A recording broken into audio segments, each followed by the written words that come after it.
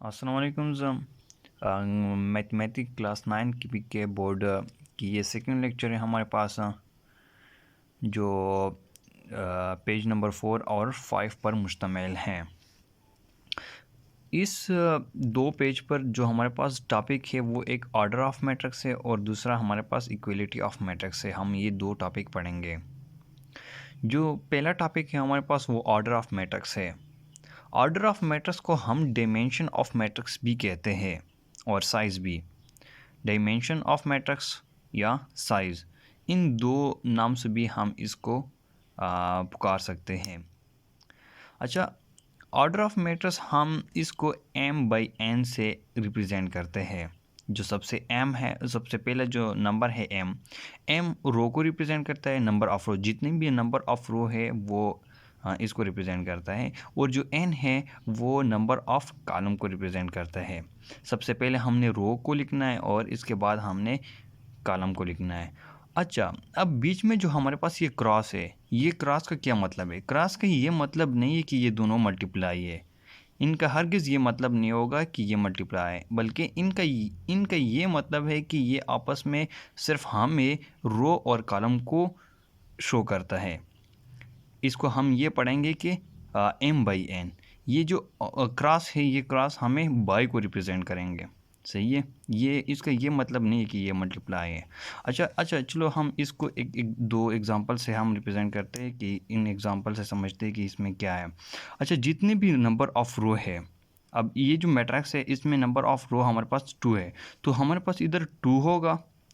2 हमारे पास 2 हमारे पास रो होंगे। इसके बाद जितने भी कॉलम है 1 2 3, अब ये 3 हमारे पास ये कॉलम है, तो ये 2/3 होगा। ये हमारे पास ऑर्डर है।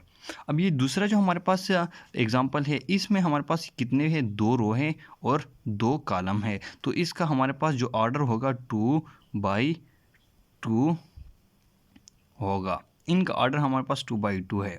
और ये जो ये है इनका हमारे पास 2/3 है, क्योंकि इनके रो हमारे पास 2 है और कॉलम हमारे पास 3 है।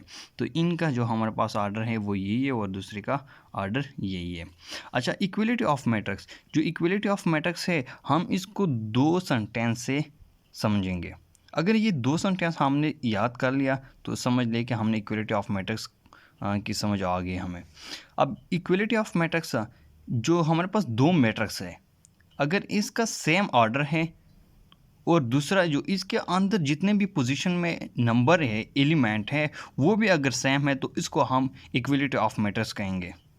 अब ये जो हमारे पास एक ये मैट्रिक्स है, एक ये मैट्रिक्स है और दूसरा ये मैट्रिक्स है। अब ये दो मैट्रिक्स हमारे पास क्या है? ये दोनों हमारे पास आर इक्वल है,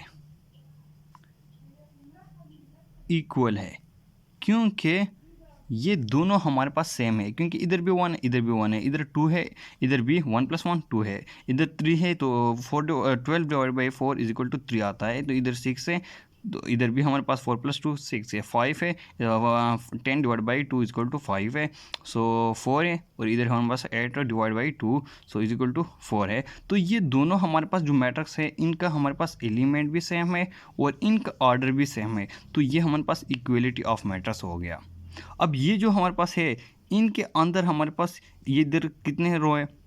3 रो है और 2 कॉलम है। इधर हमारे पास 2 रो है और ये कॉलम 3 कॉलम है, तो ये इनका ऑर्डर भी सेम नहीं है, तो ये हमारे पास आर नॉट इक्वल। ये हमारे पास आर नॉट इक्वल है, ये इक्वल नहीं है। तो समझ आ गया है ना? हमारे पास इक्वलिटी ऑफ मैट्रिक्स है, इसके जितने भी पहले तो इसका ऑर्डर सेम होगा, इसके अंदर जितने भी हमारे पास एलिमेंट है, मतलब जो नंबर है, वो भी इनकी जो पोजीशन है वो भी सेम होंगे, तो इसको हम इक्वलिटी ऑफ मैट्रिक्स कहेंगे।